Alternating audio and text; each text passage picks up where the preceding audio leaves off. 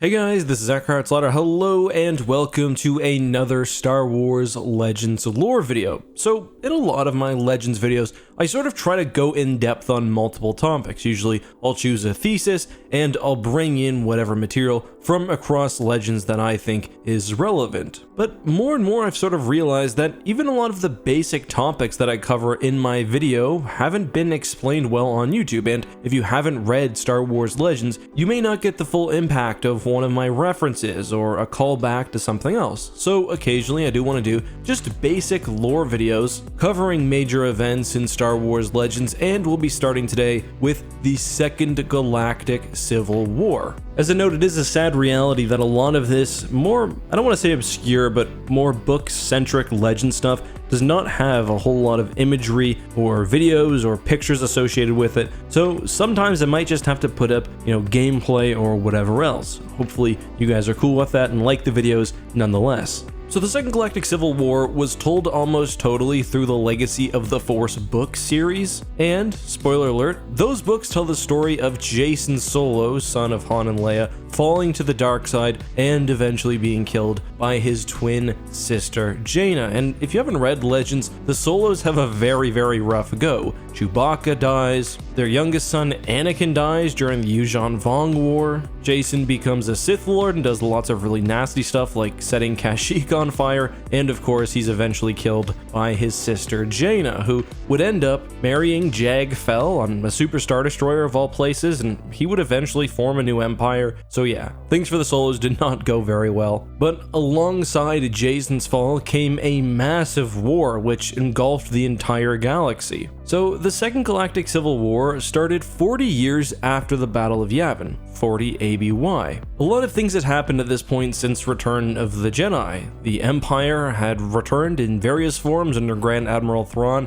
and Palpatine, although unsuccessfully. The galaxy had been attacked by the extragalactic Yuuzhan Vong, which saw the death of trillions, the destruction of planets, and the Yuuzhan Vong making their way all the way to the galactic core and even taking Coruscant. So by the beginning of the Second Galactic Civil War, the New Republic, which sprouted out after the Rebel Alliance formed government, had actually fallen and transformed into the Galactic Federation of Free Alliances. The GA, as it was usually called, was made up of not only the New Republic, but also the Imperial Remnant, which admittedly by this point was fairly small, the Hapes Consortium, and other smaller factions. Still, member states, although arguably not the New Republic, did maintain some level of autonomy, but generally before the war there was a pretty high degree of cooperation. What's more, the galaxy was finally starting to recover from the horrors of the Yuuzhan Vong invasion. That being said, a brand new conflict was beginning, a very classic one that we've seen time and time again in the Star Wars galaxy: the argument over how powerful the centralized galactic government should be,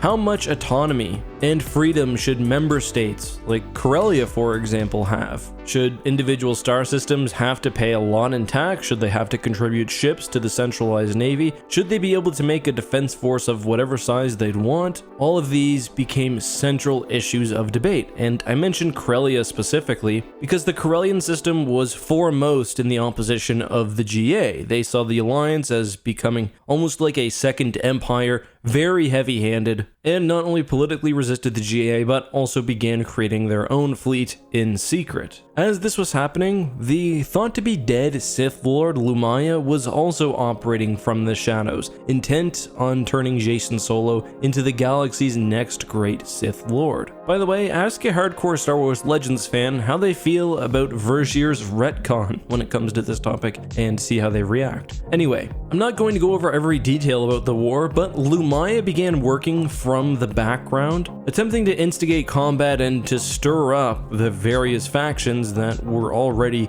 quite angry with each other. Lumaya used various force projection techniques to help persuade military officials into attacking targets, and this culminated with an attack on a GA Corellian negotiation session which saw the death of the Corellian Prime Minister. By this point, the GA was actually occupying Tralis, a planet within the Corellian system, and the war formally started, with Corellia formally attacking the GA forces and also preparing their secret fleet, including their new Corellian dreadnoughts. There's a lot more subtext here. One major thing I haven't mentioned yet is the fact that Centerpoint Station was in the Corellian system. Now, Centerpoint Station was a device created by the Celestials. It had the power to move entire planets, but could also cause massive destruction. It was used as a superweapon during the Corellian Crisis and also during the Yuuzhan Vong War at the Battle of Fondor. So Centerpoint Station at this point was in play and was a major source of tension.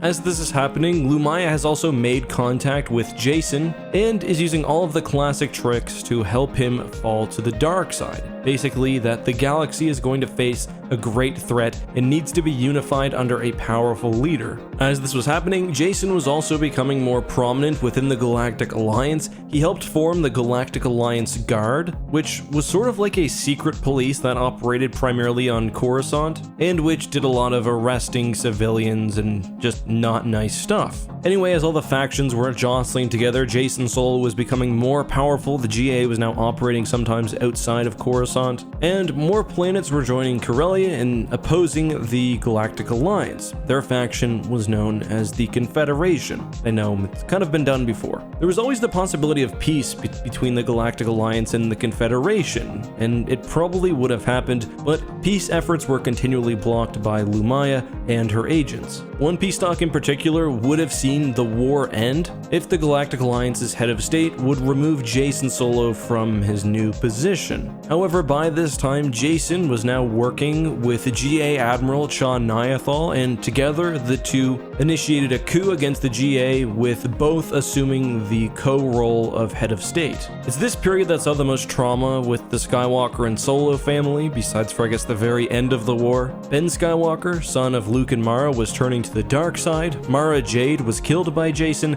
and Luke Skywalker killed Lumaya in a duel. The Jedi realized that Jason, who was now going by Darth Caedus, had fallen to the dark side and left the GA, formally opposing the government. Caedus was not only chief of state at this point, but also was commanding the GA's military, largely through incredibly advanced battle meditation. Not like a Bastila Shah battle meditation on a single battle level. Rather, he was seeing the ebb and flow of the entire war. Jason was very, very Vader-like, and the GA was becoming increasingly warlike, with Jason, for example, burning down the forests of Kashyyyk. The most important battle was arguably that at Fondor, which saw the GA formally split in two as Admiral Cha Niathal and Jason Solo gave the Alliance fleets opposing orders. The Imperial Remnant was also at play here. Famous Imperial Admiral Galad Pellaeon had actually been Supreme Commander of the Galactic Alliance, but left after Jason Solo began to assume control of the military. However, he returned to command the Imperial Remnant,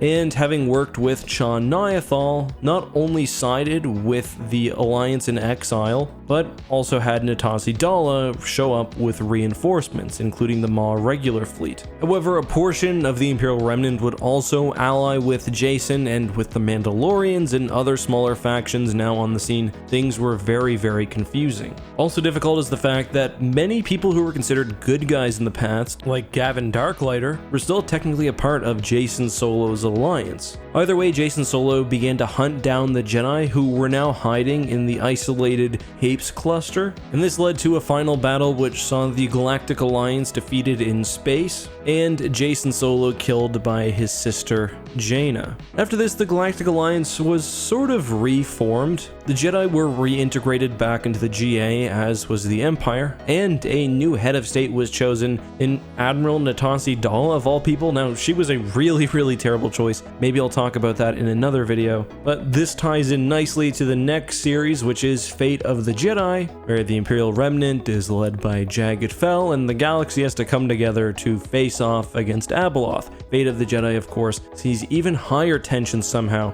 between the GA and the Jedi. Not a good time. However, that's all I've got for today's video. I hope you guys enjoyed this brief overview of the Second Galactic Civil War. If you did, leave a like, subscribe, and let me know what you'd like to see me cover next. Until then, though, guys, have a good one, and may the Force be with you.